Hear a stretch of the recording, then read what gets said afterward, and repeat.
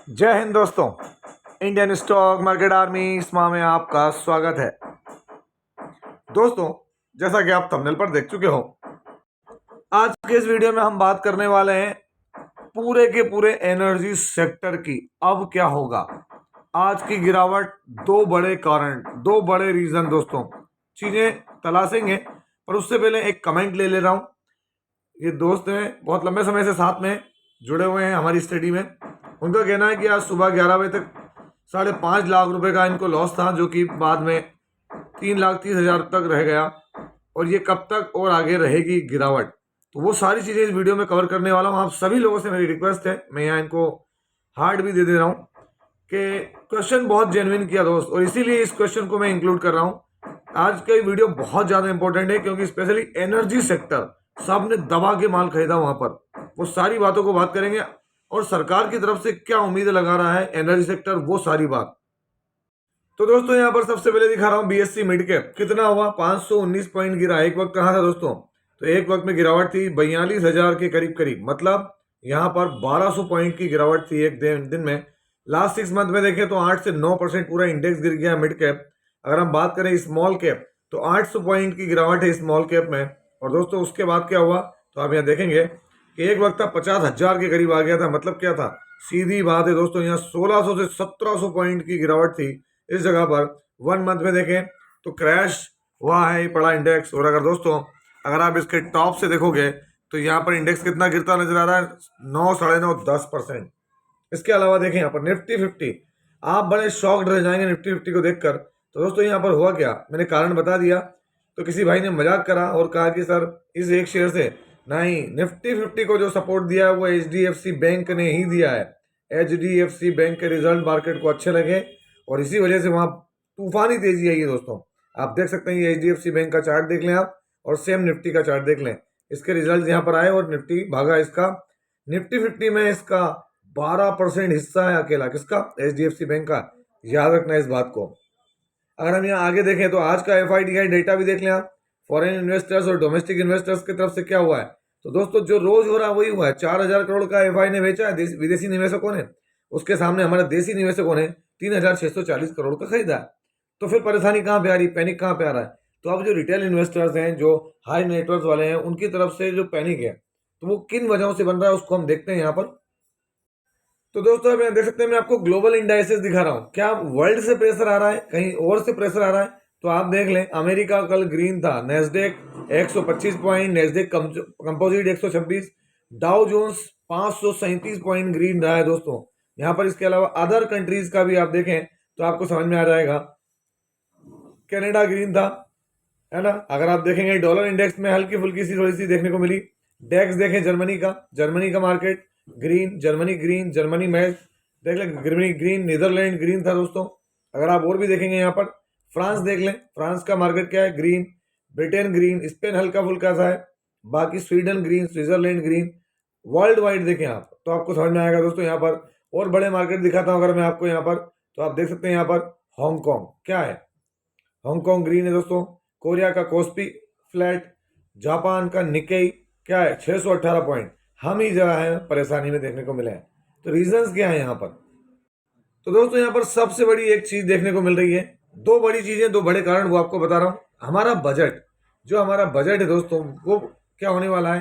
तो यहाँ पर 1 फरवरी को निर्मला ताई, आजकल ताई के नाम से फेमस है, निर्मला ताई दिखाने वाली है बजट फाइनेंशियल। उसमें क्या होगा, किसको क्या एलोकेशन होगा, कहाँ पर कट होगा, कहाँ पर इंक्रीज होगा, वो सारी चीज़ों को लेकर जो बड़े इन्वेस्टर हैं वो बिल्कुल यहाँ पर क्या है, तो दोस्तों एकदम प्रिकॉशनरी स्टेप लेकर बैठे हुए हैं। अपनी पोजीशन को हल्की करते हुए नजर आ रहे हैं यहाँ पर। अगर हम बात करें, हल्की पोजीशन में बैठे हुए हैं यहाँ पर वो लोग। और दोस्तों, दूसरा सबसे बड़ा रीजन है ये भाई साहब का। ये जो हमारे भाई साहब हैं वर्ल्ड वाइड, जिनकी बुद्धि पर कोई शक नहीं है, आप अच्छे से जानते हैं कि इनकी अपने डिसीजन है। देख सकते हैं इन्होंने जो बैठते डिसीजंस लिए हैं, जो पॉलिसीज पलटी हैं दोस्तों, वो पॉलिसीज का जो है बहुत असर पड़ रहा है मार्केट के ऊपर। आप देख सकते हैं यहाँ पर उनकी जो, अगर हम बात करें तो उन्होंने जो बोला था ड्रिल बेबी ड्रिल, मतलब क्या था?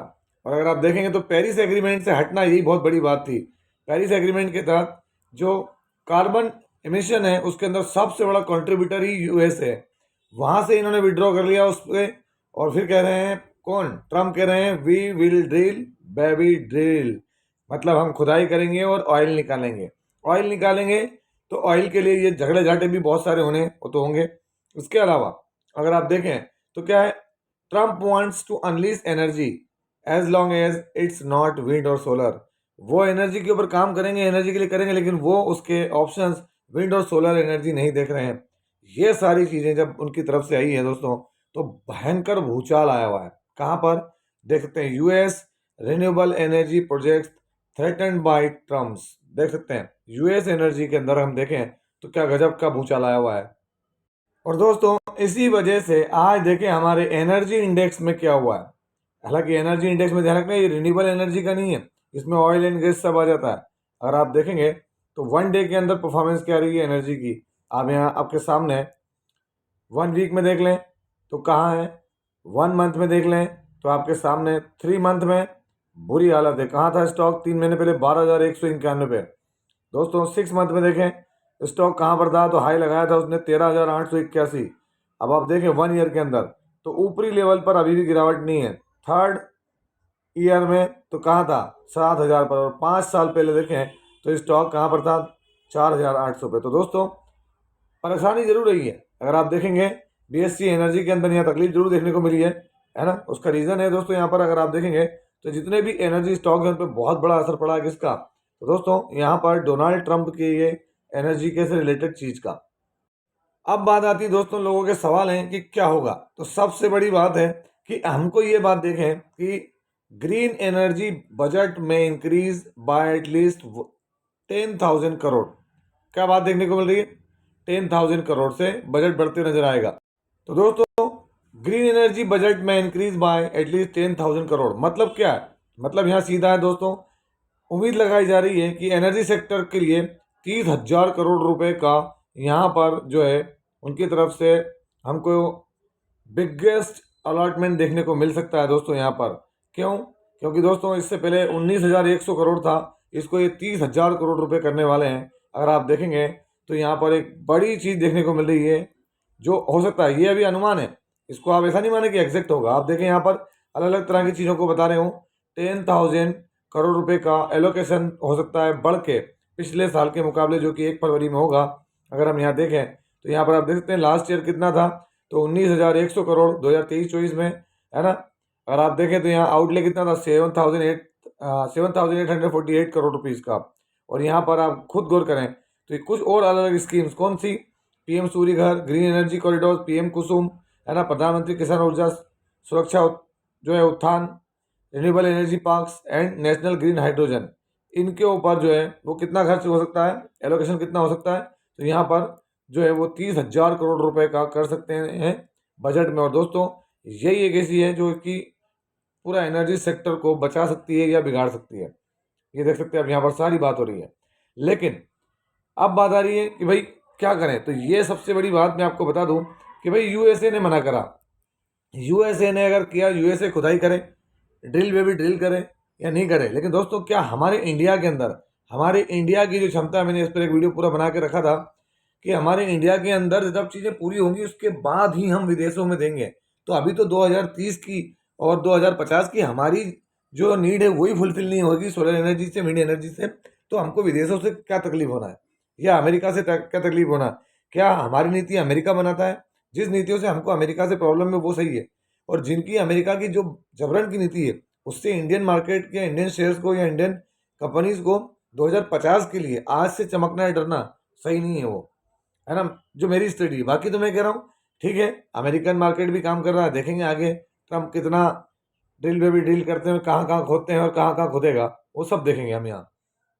अब दोस्तों इसका असर किस पर हुआ, सबसे ज़्यादा इम्पैक्ट हुआ है वारी एनर्जीज लिमिटेड पर, क्योंकि दोस्तों वारी एनर्जीज का 72% बिजनेस कहाँ देखने को मिलता था, अमेरिका के अंदर, जो एनर्जी से, ग्रीन एनर्जी से रिलेटेड। अगर आप देखेंगे तो यहाँ पर वही बात थी, देख सकते हैं आप यहाँ पर आपके सामने ट्रम्प पॉलिसी, ट्रम्प की पॉलिसी का डर इनको है क्योंकि इनका बिजनेस अमेरिका के अंदर भी है ना। तो दोस्तों यहाँ पर आप समझ सकते हैं कि और फिर क्या है, तो यहाँ पर सेकंड लॉक इन भी एंड हुआ है दोस्तों, ये देख सकते हैं लॉक इन पीरियड था उसके कारण। तो जिसकी वजह से यहाँ पर आज हमको भारी बिकवाली देखने को मिली है। बहुत लंबे समय के बाद यहाँ एक गिरावट देखने को मिल रही है 6 मंथ में। जो एक्यूमुलेट करने की कोशिश में थे वो यहाँ पर उनके लिए अच्छे चांसेस हो सकते हैं। फिर देखें प्रीमियर एनर्जीज, ये भी 11 से 12% तक क्या हुआ है, तो आज क्रैश हुआ है। वही थ्रेट क्या है, 1 मंथ में देख लें, 6 मंथ में देख लें, तो थ्रेट क्या है दोस्तों, थ्रेट सीधा सीधा ट्रम्प वाला थ्रेट है। यहाँ पर भी स्टडी करें, हम भी डीपली स्टडी करेंगे कि किनको ज़्यादा डेंट पड़ सकता है और किनको नहीं। INOX green energy services limited, यहाँ भी आप देखें, हालांकि गिरावट कम हुई आज, क्योंकि ऑलरेडी जो गिरना था वो देखें 1 मंथ 6 मंथ में यहाँ हो चुका है, तो ज़्यादा फर्क पड़ा क्या, नहीं पड़ा। फिर देखिए आइनॉक्स विंड लिमिटेड, तो दोस्तों यहाँ पे 5 से 6% की गिरावट हुई है। विंड एनर्जी जो ज़्यादा विंड और सोलर से इनका संपर्क है, वहाँ पर देखें तो ये ऊपरी लेवल से गिरावट, क्योंकि ट्रंप की ये चुनाव वाली बात जो है उसके बाद से करेक्शन देखने को मिला। फिर है आइनॉक्स विंड एनर्जी लिमिटेड, यहाँ भी 5% का लोअर सर्किट लगता हुआ नजर आया। आप देख सकते हैं स्टॉक उभरने का नाम ही नहीं लिया। 10% 1 मंथ में, 6 मंथ में वही कोई ऐसा नहीं कि खराब हो गया, है ना। आगे बढ़े यहाँ पर, तो वारी रिन्यूएबल टेक्नोलॉजीज लिमिटेड, तो आज 2.51% की गिरावट देखने को मिली दोस्तों, जो कि बनती है और पिछले 6 महीने में तो ज़्यादा ही गिरा है। ये 47-48% है और गिरेगा भी दोस्तों, क्योंकि जब पॉलिसी चेंज होती है तो फर्क पड़ता है। केपीआई ग्रीन, ये भी उठने का नाम नहीं लिया, इन्होंने भी सिर झुका कि जो गिरावट दिखाई है तो 5% की गिरावट है, क्रैश हो गया। 1 मंथ में देखें तो ज़्यादा है, 6 मंथ में देखें तो आपके सामने 39। और अगर दोस्तों आप अपने इसके टॉप से देखेंगे तो गिरावट कितनी है, तो 46%। और अगर मैक्सिमम रिटर्न देख लेंगे तो आपको समझ जाएंगे कि बम्पर रिटर्न दिए हुए हैं। ये समय इनका थोड़ा सा सही नहीं है ना। अब देखें कि अमेरिकन मार्केट से इनका क्या लेना देना है, लेना देना होगा तो थोड़ा सा असर तो पड़ेगा, क्योंकि दोस्तों महाशक्ति है। केपी एनर्जी, ये बिल्कुल एकदम क्रैश की पोजीशन में थे, यहाँ पर 424 रुपये पर आ गए 7% की गिरावट के साथ में। हालांकि 6 मंथ में देखेंगे तो अच्छे रिटर्न दे रहे थे अगर आप देखें, लेकिन ऊपरी लेवल से 35% का करेक्शन, हेल्दी करेक्शन हो चुका है यहाँ पर, ऐसा नहीं कि नहीं है। अगला देखिए जोडियक एनर्जी, यहाँ पर क्या है, यहाँ भी लोअर सर्किट सटासट लगे हैं दोस्तों। यहाँ पर एक झटके में स्टॉक 21%, और 6 महीने में देखें तो ये यहीं से सितंबर से देखें आप कहाँ चले गए, 35-40। अगर मैं एग्जैक्ट दिखा दूँ तो ये तो गिरावट तो और बड़ी है, 48% की जोडियक एनर्जी में। और लॉन्ग टर्म देखेंगे तो कोई फर्क ही नहीं पड़ा, 1000% के रिटर्न से अभी भी यहाँ पर। इसके बाद देखें इंसोलेशन एनर्जी लिमिटेड, यहाँ भी 3 से 4% की गिरावट है, 1 मंथ में ज़्यादा है। 6 मंथ में देखें तो ऊपरी लेवल से कितनी गिरावट, तो दोस्तों यहाँ देख सकते हैं 32% गिरा है, जबकि इसने अभी स्प्लिट अनाउंस कर रखा है, ठीक है। मैक्सिमम देखेंगे तो इतने रिटर्न बना कर दिए इसने कि सोच से परे है।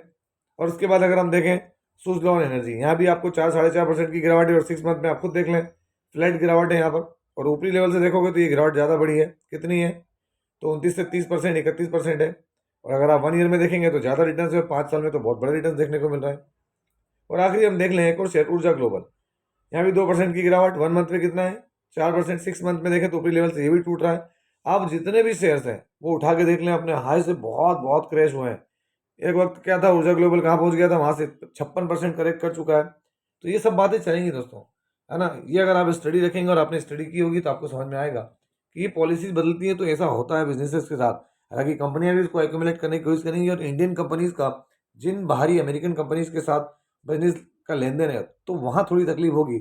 अदरवाइज जो प्रॉपर इंडिया की जो नीड है उसको पूरी कर रहे हैं तो दोस्तों ज़्यादा फर्क वहाँ नहीं पड़ेगा। तो ये था वीडियो, कैसा लगा, यदि वीडियो अच्छा लगा हो तो इस वीडियो को लाइक करें, शेयर करें, और प्लीज़ चैनल को सब्सक्राइब करना ना भूलें दोस्तों। ये कोई बाइंग और सेलिंग रिकमेंडेशन नहीं है, इसलिए किसी भी स्टॉक को बाय और सेल करने से पहले अपने फाइनेंशियल एडवाइजर से जरूर संपर्क करें। आपसे मिलता हूं इसी तरह के एक और बेहतरीन वीडियो के साथ, तब तक के एंजॉय प्रॉफिट। जय हिंद, जय भारत।